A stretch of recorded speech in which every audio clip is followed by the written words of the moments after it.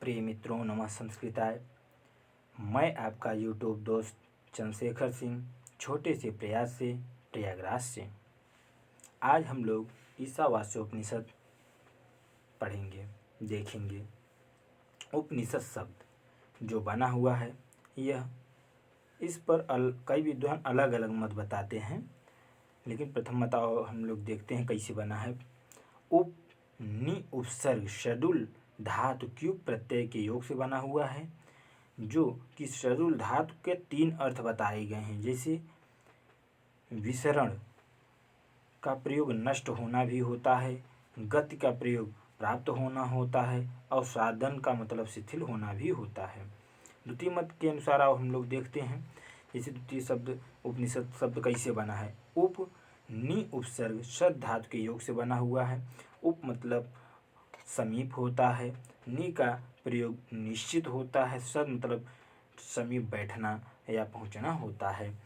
अर्थात उपनिषद वह ग्रंथ या ब्रह्म विद्या है जिसको गुरु के समीप बैठकर एकांत में पढ़ा जाता है अथवा सीखा जाता है। कहने का तात्पर्य यह है कि जिस ब्रह्म ज्ञान अथवा ब्रह्म विद्या के द्वारा परमात्मा का साक्षात्कार किया जाता है, उसे ही उपनिषद कहते हैं।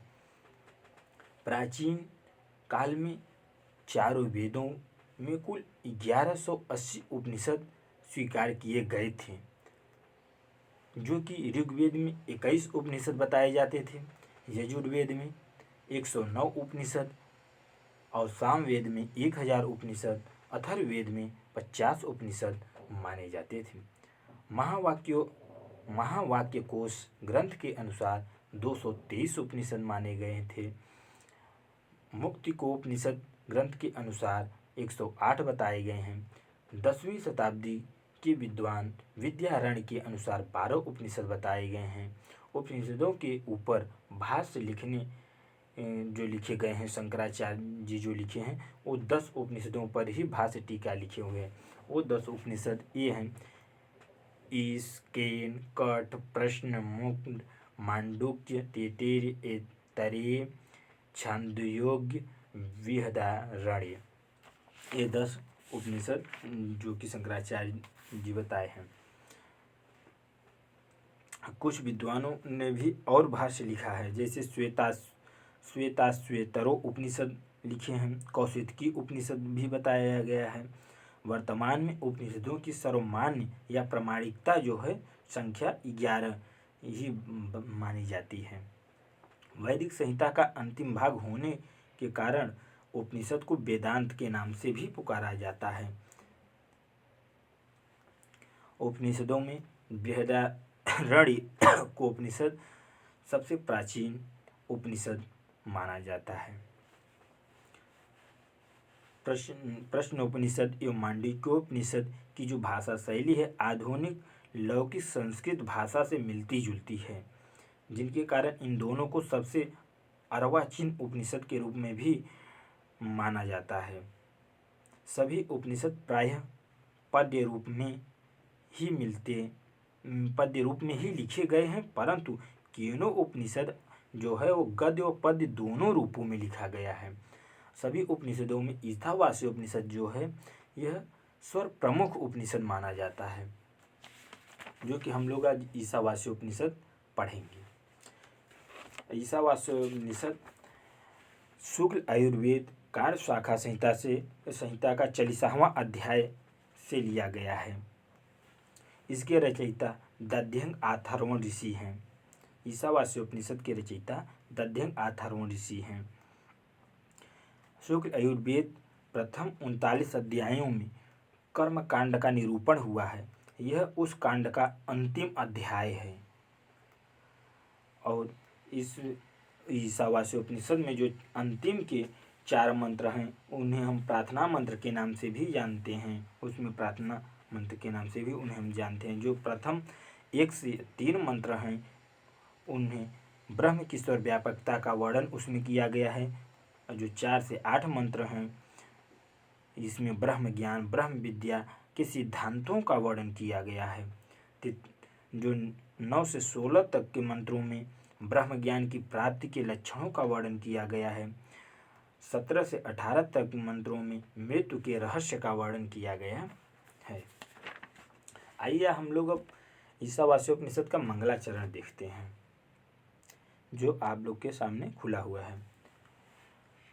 ओम पूर्णमदः पूर्णमिदं पूर्णात् पूर्णमुदच्यते पूर्णस्य पूर्णमादाय पूर्णमेवावशिष्यते। ओम शांति शांति शांति। ऊद ओम ऊद ओम अद पूर्णम इदं पूर्ण पूर्णात् पूर्णम उदच्यते पूर्णस्य पूर्णम आदाय पूर्णम एव अवशिष्यते। इसमें ऋषि दध्यंगाथर्वण बताते हैं, कहते हैं कि वह परम ब्रह्म परमेश्वर पूर्ण है तथा संसार भी प्रपंच रूप से पूर्ण है। उस पूर्ण ब्रह्म परमेश्वर से ही इस प्रपंच पूर्ण संसार की रचना हुई है। उस पूर्ण ब्रह्म परमेश्वर से संसार को ग्रहण कर लेने पर भी वह परम ब्रह्म परमेश्वर पूर्ण ही रहता है, अर्थात उसके स्वरूप में कोई परिवर्तन नहीं आता। आइए अब हम लोग प्रथम मंत्र देखते हैं।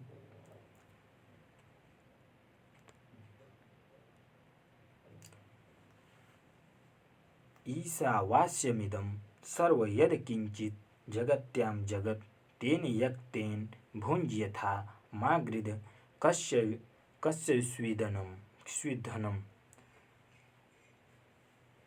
जगत्यां यत् किंचित जगत इदं सर्वं ईशावास्यं तेन यक्तेन भुंज्यथा मागृध धनम कस्यविदम्। इसका व्याख्या करते हुए कहते हैं ऋषि दध्यंगाथर्वण, सांसारिक पदार्थों के स्वरूप का वर्णन करते हुए दध्यंगाथर्वण को बताते हैं, कहते हैं इस संसार में अखिल विश्व में जो कुछ भी गतिशील अर्थात चर अचर जो कोई भी पदार्थ हमें दिखाई देता है वह ईश्वर से ही व्याप्त है, अर्थात परमेश्वर के द्वारा ही बनाया गया है। अतः हमें संसार के प्रत्येक पदार्थ को उस कारण रूप ईश्वर के संपन्न हुए से तुम्हें त्याग की भावना से ही काम में लेना चाहिए। किसी भी पदार्थ पर आसक्त नहीं होना चाहिए। धन के प्रति लालच की भावना नहीं रखनी चाहिए, क्योंकि धन अथवा भोग्य पदार्थ किसके हैं, अर्थात किसी के भी नहीं है, क्योंकि यह धन किसी का भी नहीं है अथवा ईश्वर के हैं। अतः किसी अन्य के धन का लोभ नहीं करना चाहिए। आइए अब हम लोग दूसरा मंत्र देखते हैं।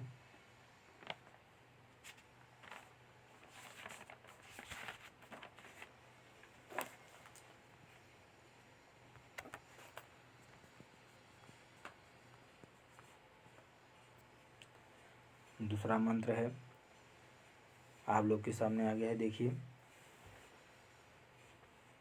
कुर्वन् एव इह कर्माणि जिजीविषेत सतं क्षमा एवं त्वयि न अन्यथा इत अस्ति न कर्म लिप्यते नरे। इस मंत्र में आज इसका अन्वय देखते हैं। इह कर्माणि कुर्वन् एवं सतं क्षमा जिजीविषेत एवं त्वयि नरे कर्म न लिप्यते इतः अन्यथा न अस्ति। इस मंत्र में महर्षि दध्यंगाथर्वण बताते हैं, कहते हैं कि संसार में अपने लिए निर्धारित कर्मों को करते लगभग 100 वर्षों तक जीने की इच्छा रखनी चाहिए। इन निर्धारित कर्मों में ही तुम्हें लिप्त रहना चाहिए। इसके अलावा अन्य किसी भी कर्म में, अधर्म में तुम्हें कार्य नहीं करना चाहिए। आइए हम लोग तीसरा मंत्र देखते हैं।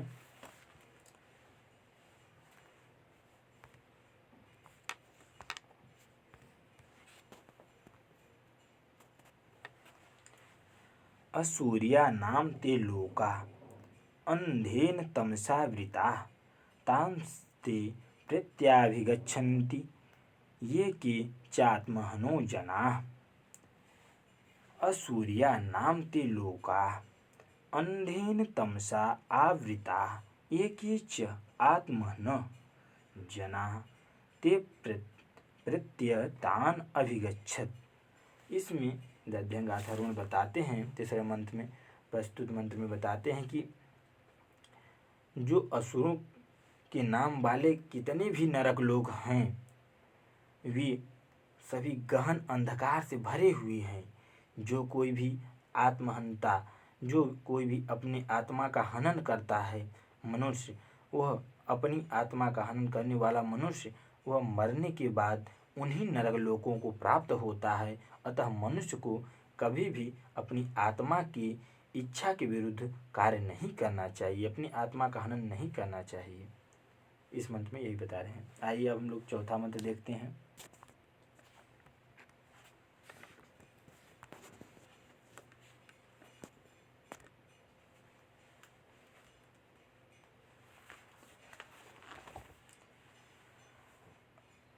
अनेजदेकं मनसो यवीयो नैन देवा आप्नुवन्यपूर्वस्य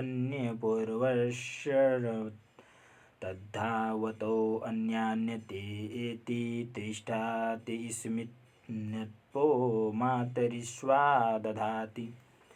इसमें अनिजत एकम मनसः जैवीयम पूर्वम अर्षत एनत् देवान् आप्नुवन् तत्तिष्ठत् अन्यान् धावतः अत्तेति तस्मिन् मातरिश्वा अपदधाति। इस मंत्र में बताते हैं, ऋषि दध्यंगाथर्वण कहते हैं कि वह परम ब्रह्म परमेश्वर गति या कंपन से रहित है, अकेला है, मन से भी अधिक तेज गति वाला है, सबसे प्राचीन है, सबको स्फूर्ति या शक्ति देने वाला है। वह एक जगत बैठा हुआ भी दौड़ने वाले अन्य सभी को पीछे छोड़ जाता है। जल, वायु आदि देवता भी उसी को सत्ता के कारण अपने अपने कार्यों का निर्धारण करते हैं। आइए अब हम लोग पांचवा मंत्र देखते हैं।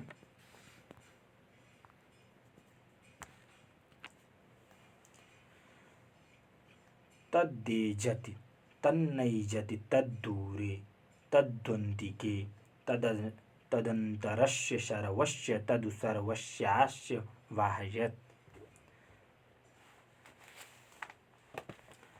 अनेजत, ऐसे पांचवा मंत्र आइए हम लोग देखते हैं। एतत् तत् एजति तद न एजति तद्दूरे तत् उत अन्तिके तत् अस्य सर्वस्य अन्तः तत् अस्य सर्वस्य उवाह्यत्। इस मंत्र में दध्यंगाथर्वण जो ऋषि हैं बताते हैं, कहते हैं कि वह परम ब्रह्म परमेश्वर कभी तो गति करता है, कभी गति नहीं करता, कभी वह दूर चला जाता है तो कभी समीप दिखाई देता है, कभी वह समीप के अंदर ही समाया हुआ दिखाई देता है तो कभी वह सभी के बाहर भी दिखाई देता है। प्रिय मित्रों, आज के लिए इतना ही और अगले भाग में हम लोग देखते हैं।